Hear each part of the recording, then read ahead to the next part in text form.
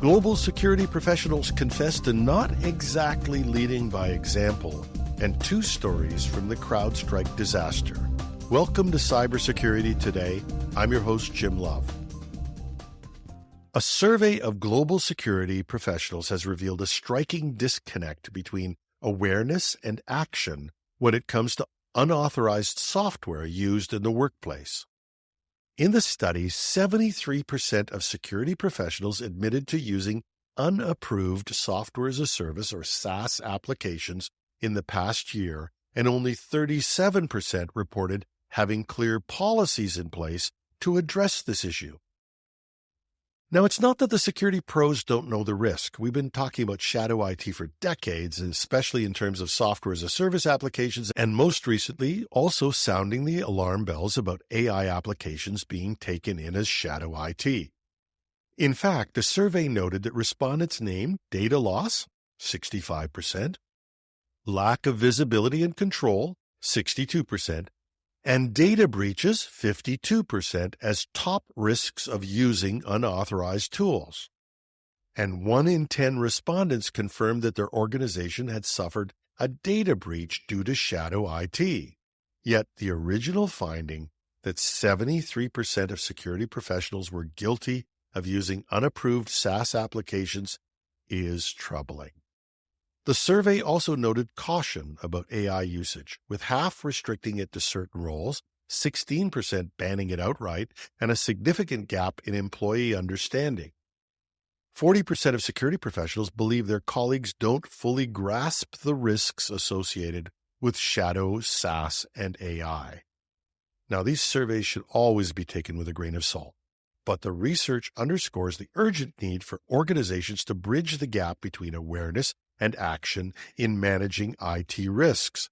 And from the survey, that might start with security pros themselves. There's a link to the survey in the show notes. More fallout on the CrowdStrike controversy. There's actually 2 stories. First story, on Monday, CrowdStrike responded strongly to Delta's CEO Ed Bastian, who blamed the cybersecurity firm for computer problems that reportedly cost the airline up to $500 million. CrowdStrike's legal team claimed that Delta ignored multiple offers of assistance during the crisis and would have to justify its own IT shortcomings in any potential litigation. So CrowdStrike's lawyers wrote a letter to Delta's legal counsel expressing disappointment with Delta's accusations and rejecting claims of gross negligence or willful misconduct. The letter revealed that CrowdStrike CEO George Kurtz had personally offered on-site assistance to Delta, but received no response. Delta later declined CrowdStrike's help during the nearly week-long service outage that led to thousands of flight cancellations. Delta's threat of public litigation has contributed to a misleading narrative, according to CrowdStrike's attorney, Michael Karlinski. He stated that if Delta pursues legal action, it will need to explain why it declined CrowdStrike's assistance and why other airlines were able to resume operations faster. Karlinski emphasized that CrowdStrike took swift and transparent action to address the issue, while Delta did not. The incident knocked out Delta's crew tracking system, leading to the cancellation of about 30% of its schedule over 5 days and stranding an estimated 500,000 passengers. CrowdStrike is contractually limited to liabilities in the single millions, stating that while litigation would be unfortunate, it is prepared to defend itself vigorously. And Delta has not yet filed the lawsuit, but maintains that it has to protect its shareholders, customers, and employees from the financial and reputational damage caused by the outage.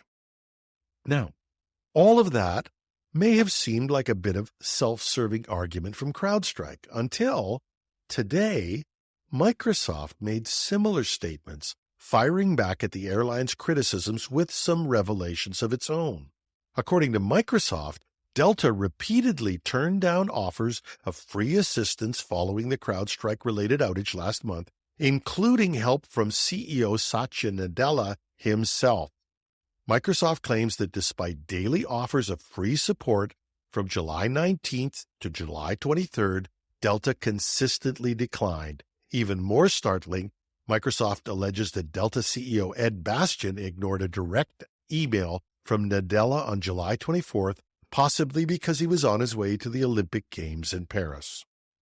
The tech giant suggests that Delta's reluctance to accept help may be due to deeper issues on non-Windows systems, particularly its crew tracking and scheduling system. Microsoft points to Delta's apparent lack of IT modernization as the key factor in the severity of the outage compared to its competitors. This response from Microsoft paints a very different picture of the incident, challenging Delta's public criticism and raising questions about the true nature of the airline's IT infrastructure challenges. So, under the heading of Never Waste a Good Crisis, every CISO, CIO, or tech leader might want to take this message: we need a good resiliency and recovery plan, and maybe some updated IT infrastructure, because without that, we can blame our attacker, we can blame our supplier, but it might not work. So when we talk to our cyber insurer and our customers, blaming somebody may not be the best strategy. That's our show. You can find the show notes with links at technewsday.com or .ca. Take your pick. I have an announcement to make to you, though. Howard has officially retired from the show. He might be doing some stories moving forward with our publication Tech Newsday, but for the near future, I'm your new host, and we'll be taking the show to its next evolution. I'm looking forward to this. I hope you are too. Love your comments. Send them to editorial@technewsday.ca. I'm your host, Jim Love. Thanks for listening.